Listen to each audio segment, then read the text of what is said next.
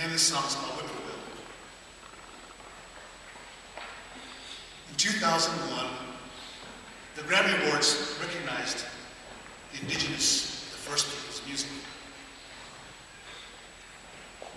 Joanne Shenandoah and myself were the only two solo artists nominated that very first year.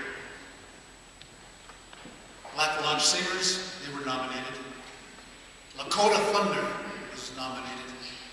And Gathering of Nations Powwow, CD, was nominated for a Grammy that first year. I did a lot of interviews that week. It was just surreal. And one of the questions they asked me, do you think you can win? And I said, no, I can't see myself getting past those drums. And I was right. Gathering of Nation Powwow, the compilation, won the very first Grammy for the Native American people. It was historic because we were part of the live telecast, the 43rd Annual Grammy Awards.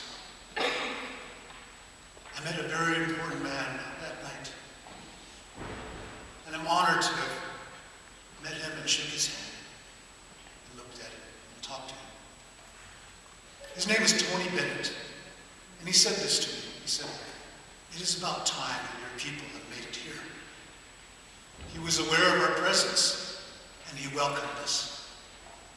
It was good. The rock and rollers, they were pretty cool too. The hip-hop artists and stuff, you couldn't get near them.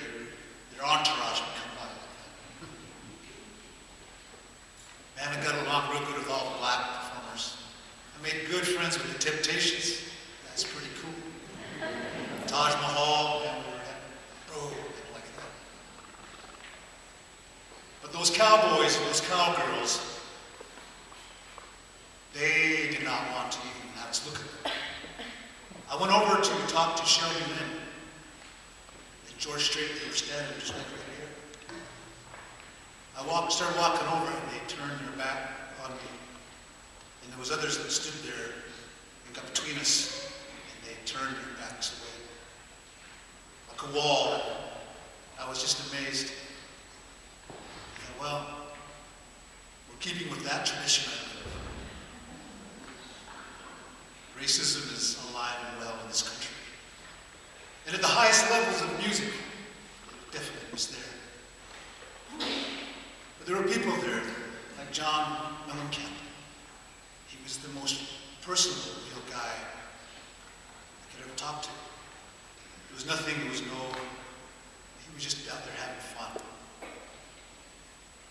And I finally got to meet our Carlos Nakai that evening.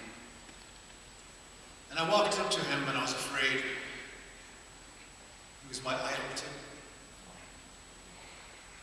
My wife pushed me toward him. "You gotta get over there. You introduce yourself. He's the elder." So I went over to introduce myself.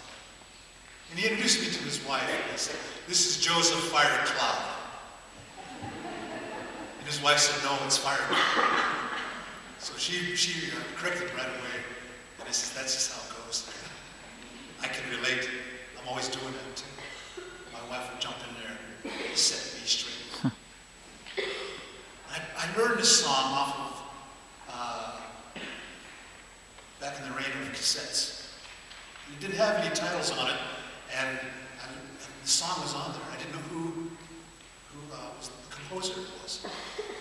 I found out years later that it was RC.